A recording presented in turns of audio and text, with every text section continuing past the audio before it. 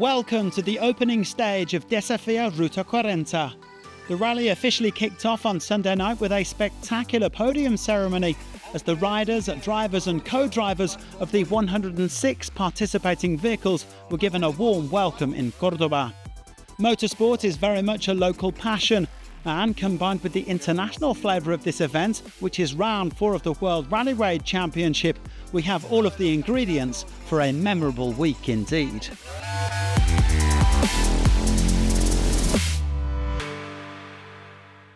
Es el momento de elegir. Now, last night, the top 10 Rally GP bikers from the prologue got to choose their starting positions for today.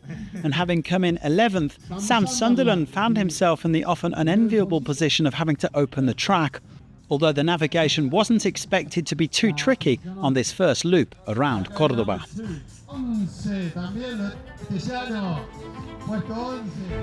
According to rally director Pablo Eli, this is a WRC-style stage on tracks that will be familiar to those who did the Dakar in South America. And very importantly for the bikes, there will be no bonus seconds available for the openers throughout the week.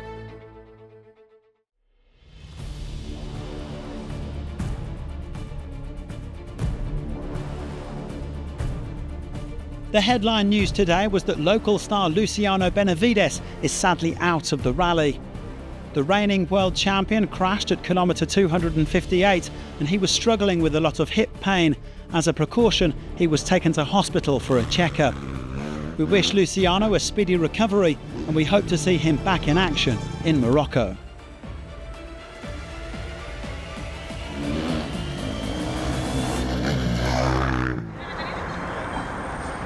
Luckily, they took him to the hospital. They did some checks. Looks like it's a small injury on the hip, but really a small thing. Of course, it's too early to say exactly how bad it can be, but we are happy that it's nothing major and he will be okay.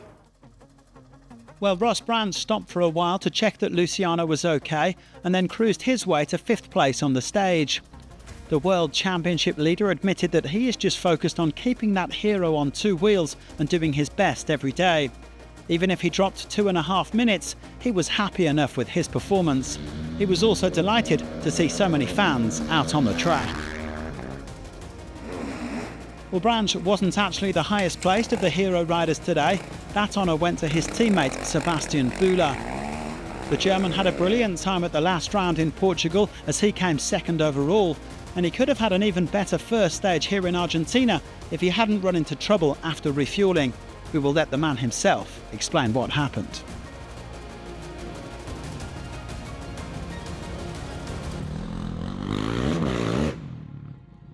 Around K260 I had a little crash, or not so little, but I managed to stand up and to bring the bike to the end. But I lost a little bit of time, but also the tire was quite gone, so I tried to finish the stage and looking forward for tomorrow. Adrian van Beveren is a big fan of Argentina, saying it's like his home away from home. The Frenchman has won rallies here before, but never Ruta 40, and that is something he would love to change this year. VBA really enjoyed all of today's twists and turns on his way to 3rd place. A very solid outing.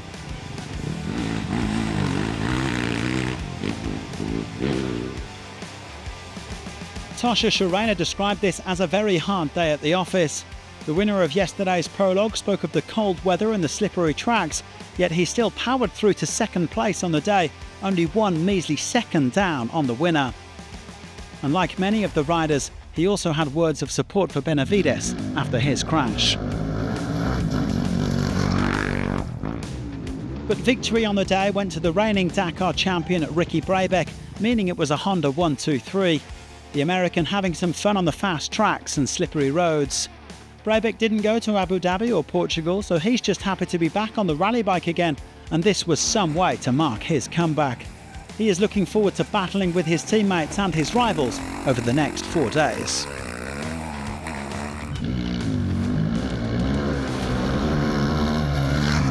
There's no opening bonus here, so I think here for the Ruta 40, it's literally about raw speed and navigation. So, there's no advantage to opening, and I think that's cool. So we're bringing it back a little bit old school here. So we'll see how it plays out. There's still 4 more days of racing, so looking forward to it. 3 Hondas and 2 Heroes in the top 5, so a good day for the teams in the World Rally Raid Championship. The day's opener, Sam Sunderland, was the best of the rest, down in 8th. With the prologue times taken into account, Sharena leads Brabeck by just 1 second.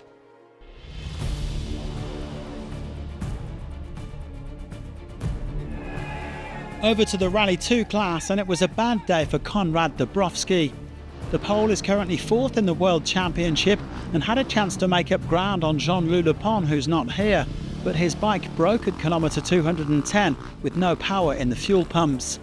Heavy penalties ended his chances of a good overall result, but they will try to patch the bike up for tomorrow. Edgar Canet burst onto the Rally Raid scene at the last World Championship round in Portugal, coming 4th in Rally 2. At just 19 years of age, the Spanish motocross rider is definitely one to watch. He was right up there again today, finishing 3rd fastest on his KTM. Canet is hoping to make his Dakar debut next January, but first he needs to complete Ruta 40.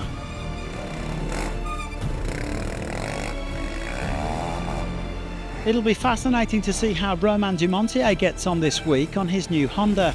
The Frenchman's riding the bike that Tosha Sharena took to the Dakar and finds himself in a very similar situation to the Spaniard last year as a non-official Honda rider. Today he was frustrated by the quads spending over 200k in their dust, but he still came 2nd in class. Bradley Cox also got stuck behind the quads, but having set off further back in the field, he gained a little time on Dumontier. There are just 3 points separating the two in the championship, so they'll be battling it out all week. Cox also struggled in the cold, but struck an early blow with this Rally 2 win. Yesterday wasn't the best, obviously with the misty conditions. I didn't get the best prologue, so I came from behind today, and it was good. I managed to catch the guys in front and no issues, and now 4 more days and just keep this rhythm. I think it'll be good. Cox taking it from Dumontier with Canet just over 6 minutes back. Yesterday's prologue winner, Jeremias Pascual, was 4th, ahead of Robbie Wallace. Cox leads Dumontier by 1:23, but the Frenchman starts behind him on tomorrow's long 2nd stage. There are also a handful of Rally 3 riders taking part in Argentina, though only one of them, John Medina, was also at the class's opening round in Portugal. The Chilean was originally 2nd today, but a late penalty for Fernando Hernandez pushed him up to 1st, an ideal start for the man who did his 3rd Dakar back in January.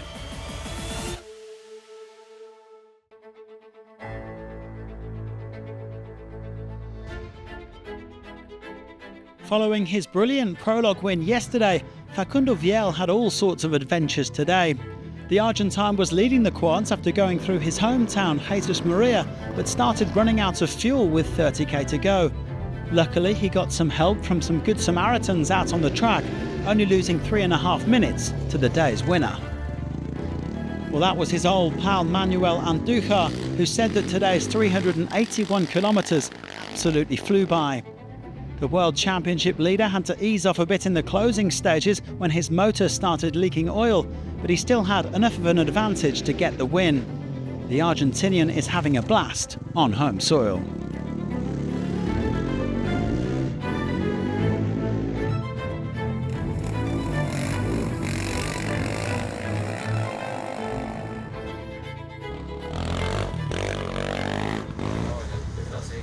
Today was an amazing day. We raced here in Cordoba. Years ago, we used to race here, and the roads are amazing. The people, a lot of people from Argentina, from the public, making too many noise in the track. That is amazing. Only 3.5 minutes separating the top two, with Juan Carlos Carignani almost 25 minutes back. Crucially, as far as the W2RC is concerned, Hani Al-Numaisi hit major mechanical trouble. That's a big boost for the early leader Andujar as he looks to wrap up the world title.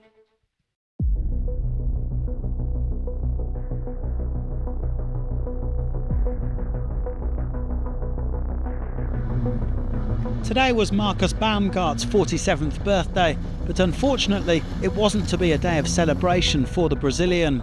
his ProDrive Hunter ground to a halt at kilometre 251 due to major mechanical trouble, and with no quick fix, they were forced to retire from the stage.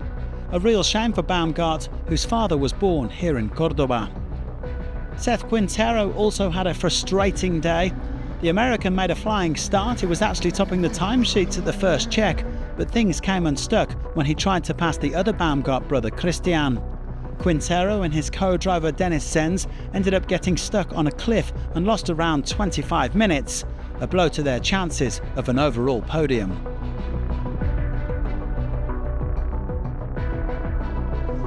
Juan Cruz Jacopini is delighted to be back rallying in his native Argentina, and he had a very solid outing today with co-driver Danny Oliveras. It's their first time in the slightly wider Hilux, and Jacopini says it feels more comfortable. Despite some narrow and technical passages in the latter part of the stage, they came home in 4th place, dropping 7 minutes and 37 seconds on the winners.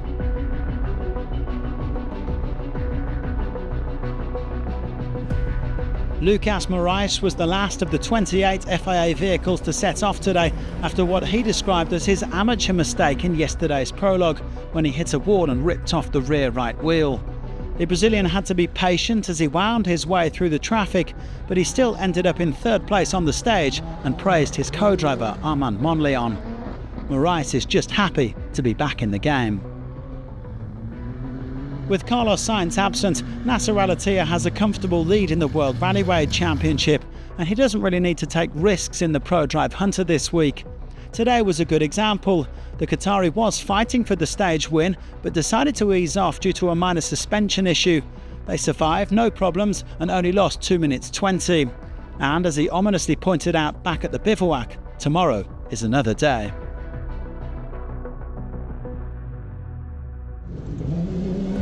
Instead, the stage victory went to Yazid Al-Raji and Timo Gottschalk, who went storming through the field in their Toyota Hilux. The Saudi overtook 4 cars on his way to the win, so he ate a lot of dust, but he ended the day with a big smile on his face. The crew of 202 dominating a tricky stage as they became the first overall leaders in the ultimate class. Big fight this race, like always. We are second in championship. We do our best. We fight for that, and we need to make a clean run and a clean race every day.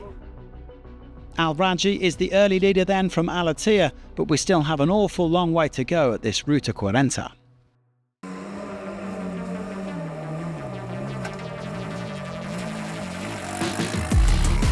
Dania Akil is in South America for the very first time in her BBR Taurus. The Saudi's been doing her national championship in a T1 Plus Hilux and says she's enjoying her hybrid learning program between Ultimate and Challenger. She was originally 3rd today, but a 10-second penalty dropped her down to 4th. Argentinian star Nicolás Cavigliasso did very well in the first part of the stage.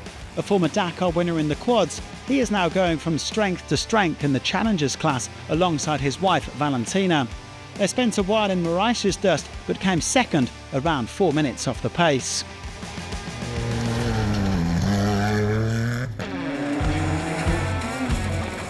But Rokas Bachuska is clearly a man on a mission, and he backed up his prologue win yesterday with the Stage 1 victory. The Lithuanian says that these stages are all about survival, saving the car and saving power. He picks up another 5 points in the World Rally Raid Championship and says that he is loving this rumble with the local drivers. I like competition with the local guys. I know the Argentinian guys are my friends. Yeah, it's good that there is competition. If no competition, it will be boring. Bachuska leads Cavigliasso by 4 minutes and 12 seconds, with Marcelo Tiglia-Gastaldi sneaking a few seconds ahead of Akil into 3rd after her late penalty.